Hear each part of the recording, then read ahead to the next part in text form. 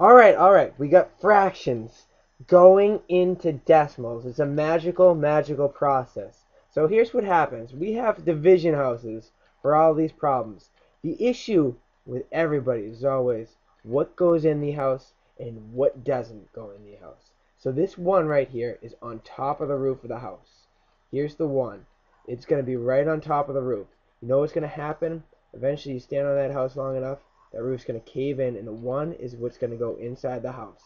So that 1 goes inside the house. And likewise, we can do that for all the numbers. That 5 is going to cave through that roof, and eventually it's going to get inside the house. Alright, so that 5, we'll put that way over here, it's going to go in the house. 2 over here, same thing. It's going to go in that house. It's on top of the roof, so it goes in the house down there. Alright, so this one here, don't be confused by this last one. The 7's the bigger number. And all these other problems, the bigger number was on the bottom. This one, it's on the top. Doesn't matter. If it's on the top, it's going in the house. Doesn't really matter what the number is. So 7's going in the house. And then 7 is going to go in the house over here. So we've got all our numbers in the house, which means what are the numbers outside the house? Well, those are the numbers that are always on the bottom. So always on the bottom goes inside the house. The bottom, by the way, the term I should be using is denominator. So the denominators go outside of the house. 2 goes into 1 how many times? 0. 6 goes into 5 how many times? If we have 6 people in 5 chairs, that's not going to work. It goes in 0 times. If we have 5 people and 2 Snickers bars, that's really not going to work. But if we have 4 people and 7 slices of pizza, each person will get at least 1 piece. So that one's a little bit different. Again, you got to remember that the numerator was actually bigger than the denominator, so that one's kind of the exception to the rule. Alright, so everything goes in 0 times. So what do we do now? On all these problems, we can actually put a decimal. I'm going to put a decimal there. I'm going to put a decimal right above it. I'm going to put a decimal there. I'm going to put a decimal right above it. I'm going to put a decimal there, a decimal right above it. And guess what I'm going to do over here? I'm going to put a decimal there and a decimal right above it. Alright. Now, I know this is thrilling, but I'm going to actually put zeros here because I want this number to be 1.0. It's critical that this decimal isn't over here to make this 10, because we're not saying 2 goes into 10 5 times. We're saying 2 goes into 1.0. Well, we'll get there in a second. All these numbers need zeros. We can write as many zeros as we want after the decimal. It won't change the value of the number.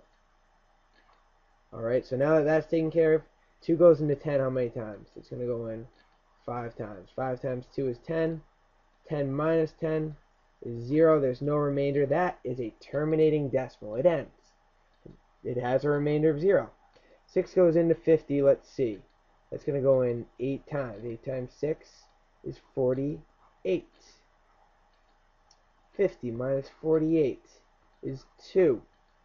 Now, I have to bring down my 0 over here, right? So I'm going to invent a 0 there. That's called annexing a 0.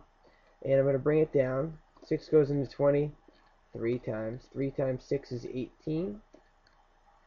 20 minus 18 is 2. And I have another 0 that I can make and bring down over here. 6 goes into 20. Well, we know that already. 3 times. 3 times 6 is 18. Hey, there's a little pattern going on here.